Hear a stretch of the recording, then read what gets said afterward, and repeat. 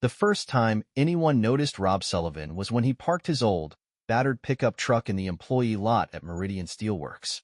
It was a Monday morning in late March, and a spring drizzle coated the factory's concrete walls. Most of the employees were already inside, slouched over steaming coffee cups and clocking in for their shifts. Rob stood out immediately, not because of his appearance, which was utterly unremarkable, but because of the deliberate way he moved. Every step and gesture was unhurried, as though he carried no sense of urgency, even in the chaotic atmosphere of the steel plant. Inside the factory, the hum of machinery drowned out everything else. Rob located the HR office, signed the necessary forms, and collected his uniform without hesitation. A supervisor led him through the cavernous building, pointing out the various stations and explaining procedures in clipped, almost dismissive tones. Rob appeared to absorb every detail without question or comment, nodding when necessary and following the supervisor's lead. The workers on Line 6 barely acknowledged his arrival. They were a tight-knit group, used to the relentless rhythm of the assembly line and wary of outsiders. Rob's introduction barely registered, a brief announcement before they returned to their tasks. He took his assigned station without complaint, spending the morning quietly observing the others. By lunch, he had already fallen into the rhythm of the work, his hands assembling parts with a precision that suggested this wasn't his first time doing such a job. Some of the other workers noticed.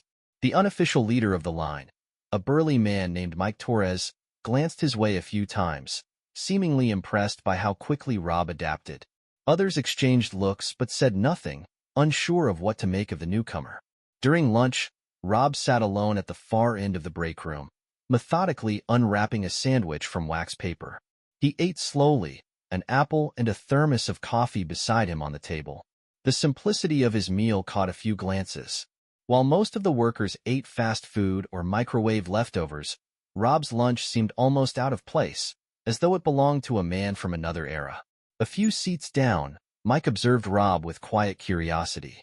The new guy didn't make any effort to engage with anyone, nor did he seem particularly shy. He simply ate his lunch, finished his coffee, and returned to work. Over the next few days, the workers began to speculate about him. His silence and lack of interaction set him apart, and in a place like Meridian Steelworks, where camaraderie often formed through shared gripes and jokes, his detachment didn't go unnoticed. Some thought he was avoiding them deliberately, while others wondered if he was hiding something. The whispers grew louder when payday came. At the end of the shift, the workers lined up to collect their paychecks, exchanging the usual gripes about deductions and overtime. Rob waited at the back of the line, accepted his envelope without comment, and tucked it into his pocket. Unlike the others, he didn't stop to open it or join the breakroom discussions about taxes and take-home pay. Instead, he walked straight to his truck and drove off without so much as a glance behind him. A few of the workers watched from the window, their curiosity piqued. The sight of Rob's battered pickup pulling out of the lot only added to the mystery. His truck was practically falling apart, yet he hadn't even checked his paycheck. The idea that he might not care about the money struck them as strange, maybe even suspicious. The following week, another incident added to the intrigue. After the shift ended, Mike spotted Rob in the parking lot, standing next to his truck with the hood up. The new guy appeared to be working on the engine, his hands moving with the practiced efficiency of someone who knew their way around a toolbox. Mike stood at a distance, watching as Rob tightened a bolt, adjusted a belt, and wiped his hands on a rag. The entire process took only a few minutes, and when Rob closed the hood, the truck roared to life on the first try. Mike noticed something else, too. Through the back window of the truck, he caught a glimpse of a duffel bag sitting on the seat. The bag was half-zipped, revealing a stack of papers inside. Though it was impossible to make out the details, the sight of it gave him pause. As Rob pulled out of the lot, his truck rumbling down the road, the unanswered questions lingered. Why didn't he check his paycheck? Why was he so efficient with his hands yet unwilling to talk about his past? And what was in that duffel bag? The workers at Meridian Steelworks didn't have answers yet, but one thing was becoming clear. Rob Sullivan was not an ordinary man. His quiet presence, his efficiency, and his unwillingness to share anything personal made him a puzzle no one could yet solve. What no one knew was that the answers were coming, and they would append everything they thought they understood about the quiet new guy on line 6. Rob Sullivan's second week at Meridian Steelworks began much like the first. He arrived on time every morning, his old pickup rattling into the employee lot before disappearing into the sea of cars and trucks. By now, most of the workers on Line 6 had grown used to his quiet presence. But while the initial novelty of the new guy had worn off, the air of mystery surrounding him had not. The questions about his past gained traction in breakroom conversations and whispered exchanges on the floor. Theories flew wildly. Some thought Rob was an ex-con who had picked up mechanical skills in prison. Others suggested he might be a drifter, someone who lived out of his truck and bounced from job to job. A few wondered if he was running from something, a debt, a failed marriage, or worse. None of it seemed to affect Rob. He worked steadily and efficiently, never asking for help or offering much in the way of conversation. If the other workers were annoyed by his aloofness, they didn't show it outright. But that didn't stop them from watching him closely. One afternoon, Mike Torres decided to observe him more carefully. Rob's movements were precise, almost unnervingly so, as if his hands instinctively knew where every bolt, washer, and rivet should go. He worked without hesitation, completing his tasks faster than anyone else on the line. Mike noticed that Rob often finished his work early and spent the remaining time checking the quality of what he had assembled. It was the kind of thoroughness that stood out in a factory where most people were content to meet the bare minimum. The rest of the crew noticed, too. For all his quiet efficiency, Rob's diligence was starting to ruffle feathers. Kinney, one of the more outspoken workers, was the first to vocalize what others had been thinking. "He's making us look bad," Kinney muttered during a break, his voice low but loud enough for a small group to hear. Dana, one of the line workers who had been there for years, shrugged. "I don't think he's doing it on purpose. Maybe that's just how he works." Kinney scoffed. "Yeah, well, bosses love guys like that. Makes the rest of us look lazy." The others murmured their agreement. While no one openly confronted Rob, the tension began to build. Little things, like a missing wrench or an accidentally misplaced stack of parts, started happening around his station. Rob didn't react, simply retrieving what he needed and continuing his work without complaint. If he noticed the subtle sabotage, he gave no indication. Then came the day that turned the quiet suspicion into something closer to hostility. It was a Friday afternoon, and the crew had just finished their shift. Paychecks were handed out as usual, and the workers gathered in the break room to open them. Rob, as always, accepted his envelope without fanfare and walked toward the parking lot.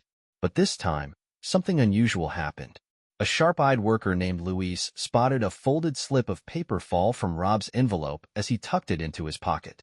Luis picked it up, intending to return it, but curiosity got the better of him. The slip wasn't a pay stub or any other official document. It was a handwritten note. The note contained only a few lines, but they were enough to set the factory buzzing. The handwriting was neat, almost too neat, and the message cryptic. It read, "Received your update. Everything is on schedule. Maintain a low profile." Luis handed the note to Kinney, who read it with a growing smirk before passing it around. By the time Dana saw it, the entire room was whispering. Some joked that Rob was a spy. Others suggested he was involved in something illegal. "That explains why he doesn't care about his paycheck," Kinney said, his voice tinged with mockery. "He's probably making real money on the side." Dana frowned. "It could be nothing. Maybe it's personal." Kinney leaned back in his chair, folding his arms. "Yeah, real personal. Like mob business or something." The rumors spread quickly. By the end of the day, nearly everyone on the floor had heard about the note.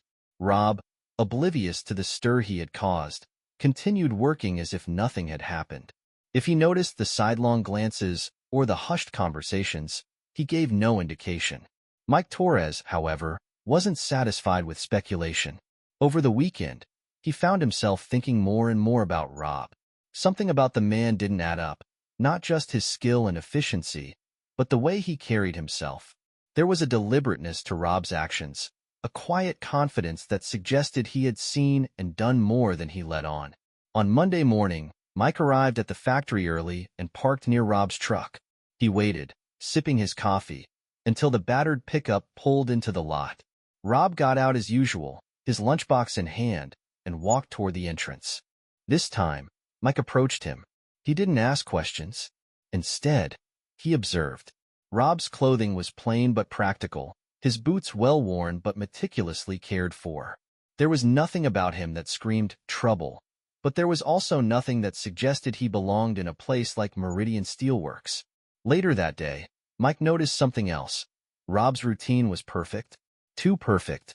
He took exactly the same amount of time to complete each task, his movements precise to the second. It wasn't the kind of thing a regular factory worker would bother with. By the end of the day, Mike was convinced there was more to Rob than anyone realized. But what? The answers wouldn't come easily. Rob kept to himself, never offering any personal details or leaving any clues beyond what others managed to catch by accident. But Mike wasn't the only one keeping an eye on him anymore. The entire crew was watching now, waiting for the quiet driver to slip up or reveal who he really was. The tension surrounding Rob Sullivan continued to grow over the next week. The workers on Line 6 began watching him more closely, no longer content to whisper theories in the break room. They observed every move he made, looking for any detail that might confirm their suspicions. But Rob gave them nothing. He followed the same methodical routine every day, clocking in, performing his tasks with machine-like precision, and leaving without lingering. Despite their efforts to figure him out, Rob remained a mystery. The note that had fallen from his paycheck was still the subject of speculation, and the lack of an explanation only fueled the rumors. Some workers joked that he was an undercover boss sent to evaluate their performance. Others believed he was involved in something more sinister, their imaginations running wild with stories of organized crime, espionage, or a dark past he was hiding. Rob seemed indifferent to the scrutiny. He worked quietly, never reacting to the sidelong glances or the occasional snide remarks made within earshot. If he felt any pressure from the growing tension around him, he didn't show it. It was Mike Torres who decided to dig deeper. Unlike the others, Mike wasn't interested in idle gossip or wild speculation. He wanted answers. Rob's work ethic, his demeanor, and the cryptic note that had been found. None of it added up. And Mike had spent enough years working at Meridian Steelworks to know that people who stood out the way Rob did always had a story. Mike started paying closer attention to Rob's habits, not just on the assembly line but during breaks and after work. He noticed that Rob rarely spoke to anyone, but when he did, his words were carefully chosen. There was no hesitation, no fumbling for the right phrase, just calm, concise responses that revealed little about himself.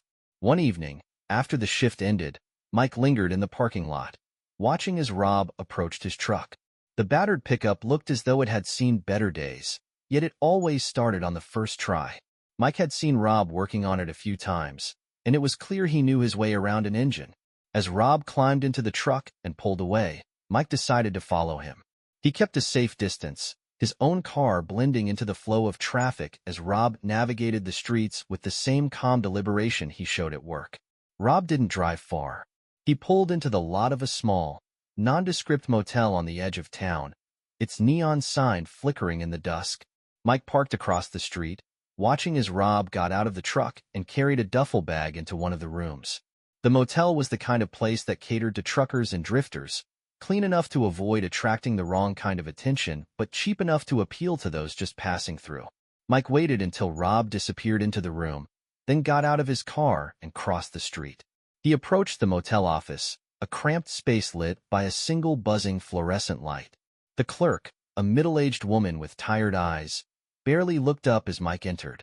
He asked casually about the man in room 12, claiming he thought he recognized him from an old job. The clerk gave a noncommittal shrug, clearly uninterested in her guest's affairs. She mentioned that Rob paid cash weekly, always on time, and kept to himself. Mike left the office, his curiosity only deepening. Rob's choice of a motel rather than an apartment seemed odd, especially for someone who worked full-time. It suggested impermanence, as if Rob had no intention of staying in town for long. The following day at work, Mike noticed something else unusual. Rob had a habit of arriving early and staying a few minutes late, but he never lingered aimlessly. Instead, he often seemed to be observing the factory floor, watching the machinery, the workers, and even the supervisors. It wasn't obvious unless you were paying close attention, but Mike couldn't shake the feeling that Rob was studying everything around him. Later that week, the tension on line 6 boiled over. Kenny, whose resentment toward Rob had been simmering since the start, finally confronted him. It wasn't a direct confrontation. Kenny wasn't bold enough for that, but it was pointed enough to provoke a response. During a particularly busy shift, Kenny deliberately forgot to hand Rob the parts he needed for his station. As the assembly line ground to a halt, Kenny loudly suggested that Rob might be in over his head, questioning whether he even belonged there. Rob's reaction was as unexpected as it was unsettling. He didn't argue or defend himself. Instead, he calmly fixed the problem, retrieving the missing parts and getting the line moving again. His expression never changed, his hands steady as he worked. The other workers watched in silence, their unease growing. What unsettled them most wasn't Rob's lack of a reaction. It was the quiet intensity in his eyes, a look that suggested he was taking stock of everything and filing it away for future use. By the end of the shift, even Kenny had fallen silent, his bravado replaced by a vague sense of unease. The next day, Rob's duffel bag sparked new rumors. Dana, who occasionally parked next to Rob, noticed him retrieving a thick envelope from the bag before work. She mentioned it to a few co-workers, and by lunchtime, the story had taken on a life of its own. Some claimed the envelope was stuffed with cash. Others insisted it contained documents, evidence of whatever shady business Rob was involved in. The workers began to treat Rob with a mix of wariness and fascination. Some avoided him entirely, unwilling to risk provoking whatever secrets he was hiding. Others watched him closely, hoping to catch a glimpse of something that would confirm their suspicions. But Rob gave them nothing. He worked, he observed, and he left, always in the same quiet, deliberate manner. What no one realized was that Rob wasn't oblivious to the scrutiny. He noticed the glances, the whispers, and the growing tension on the factory floor. He saw the way Kenny avoided him after the confrontation and the way Mike occasionally lingered near his station, watching him with quiet curiosity. Rob had come to Meridian Steelworks with a purpose, and while no one knew what that purpose was, it was only a matter of time before it became clear. By Rob Sullivan's third week at Meridian Steelworks, the tension was palpable. The workers on Line 6 were no longer just curious. They were uneasy. Every unexplained action, every carefully measured movement, seemed to deepen the collective sense that Rob didn't belong. He wasn't part of the team, not really. He existed on the periphery, doing his job so flawlessly that it only reinforced how out of place he was. It all came to a head on a gray Friday afternoon. The shift was nearing its end, and the factory floor buzzed with the usual end-of-week chatter. People talked about weekend plans, complaining about the monotony of the work week. But the mood on Line 6 was different. The rumors about Rob had reached a fever pitch, and even those who had defended him in the beginning now found themselves swept up in the speculation. As the assembly line whirred on, Mike Torres kept an eye on Rob. He wasn't alone. Nearly everyone was watching, though they tried to make it look casual. Rob, as always, seemed oblivious. His hands moved with their usual precision, his focus unwavering. Then it happened. A clipboard slipped from a supervisor's hands, clattering to the ground near Rob's station. As the supervisor bent to pick it up, a single sheet of paper fluttered free and landed near Rob's feet. Without hesitation, Rob crouched to retrieve it. But instead of handing it back immediately, he paused, his eyes scanning the page. The moment lasted only a second, but it was enough. Mike saw it first, the flicker of recognition in Rob's expression. It was gone as quickly as it had appeared, replaced by the same calm detachment Rob always wore. But the damage was done. Mike's instincts, honed over years of reading people, told him that whatever Rob had seen on that page mattered. By the time the shift ended, the story had spread like wildfire. The paper Rob had glanced at was a production schedule, listing output quotas, maintenance rotations, and other operational details. It wasn't particularly sensitive information, at least not to the average worker. But Rob's reaction, or rather, the fact that he had reacted at all, set off alarm bells in Mike's mind. That evening, as the workers filed out of the factory, Mike made a decision. He would follow Rob again, but this time, he wouldn't stop at observing. He needed answers. Rob's truck rumbled out of the parking lot, and Mike trailed him at a safe distance. Just as before, Rob drove to the small motel on the edge of town. But instead of going inside immediately, Rob lingered near his truck, checking the locks on the doors and glancing up and down the street. Mike parked his car a block away and approached on foot, keeping to the shadows. He watched as Rob opened the truck's passenger door and retrieved the same duffel bag that had sparked so much speculation. Rob slung it over his shoulder and walked toward his room, his movements as deliberate as ever. Mike waited until Rob disappeared inside before making his move. He approached the truck, his heart pounding. The door was locked, as expected, but Mike had come prepared.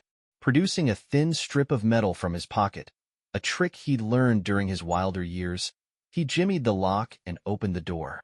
Inside, the truck was as neat and unassuming as Rob himself, but Mike's eyes immediately fell on a stack of papers tucked beneath the driver's seat. He pulled them out, his hands trembling slightly. The papers were maps. Not road maps, but detailed blueprints of Meridian Steelworks. They showed the layout of the factory floor, the locations of machinery, even the routes for transporting materials in and out of the facility. Mike's blood ran cold. Before he could process what he was seeing, a voice broke the silence behind him. "You shouldn't be in there." Mike froze, his heart hammering in his chest. Slowly, he turned to see Rob standing a few feet away, the duffel bag still slung over his shoulder. His expression was calm, but there was something steely in his eyes, a quiet warning that sent a shiver down Mike's spine. "What the hell is this?" Mike demanded, holding up the papers. Rob didn't answer immediately. Instead, he stepped forward and took the papers from Mike's hand, tucking them back under the seat. "It's not what you think," Rob said finally, his voice low. "Then what is it?"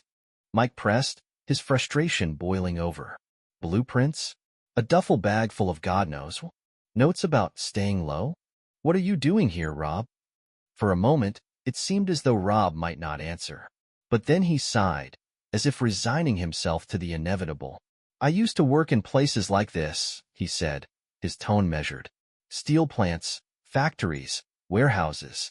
You spend enough time in them, you start to see the cracks, the corners that get cut, the safety protocols that get ignored. Places like Meridian don't just operate. They survive by taking risks, sometimes dangerous ones." Mike frowned, still not understanding. "There's an inspection coming," Rob continued. "A big one. OSHA, probably. Maybe something even bigger. Places like this don't like surprises, but they also don't like cleaning up their messes unless they have to. That's why I'm here." "You're an inspector?" Mike asked, incredulous. "Not exactly." Rob's gaze didn't waver. "Let's just say I specialize in preparation. Companies bring me in when they need someone who knows how to spot trouble before it becomes a problem." Mike stared at him, the pieces slowly falling into place. "So the note, the maps, you were hired to spy on us?" Rob shook his head. "Not spy. Evaluate. Make sure everything's up to code. Identify the weak spots before the real inspectors do." The explanation made sense, but it didn't erase the unease in Mike's gut. "Why didn't you just tell us?" he asked. Rob's expression softened slightly. "Because people don't like being watched. If you knew why I was here, you'd act differently. You wouldn't show me the real cracks in the system." Mike didn't respond. The frustration and confusion that had been building for weeks gave way to a grudging understanding. As Rob turned to leave, he paused, looking back at Mike. "For what it's worth, you've got a good team. Just keep an eye on Kinney. He cuts corners when no one's looking." With that, Rob walked back into his motel room, leaving Mike standing in the parking lot with more questions than answers. By Monday morning, Rob was gone. His truck, his duffel bag, and every trace of his presence had vanished. The workers on Line 6 didn't know what had happened, and Mike didn't tell them. But as the weeks passed and the factory underwent a surprise inspection, one it passed with flying colors, Mike couldn't help but think about the quiet driver who had come and gone like a shadow, leaving behind nothing but a story no one would believe.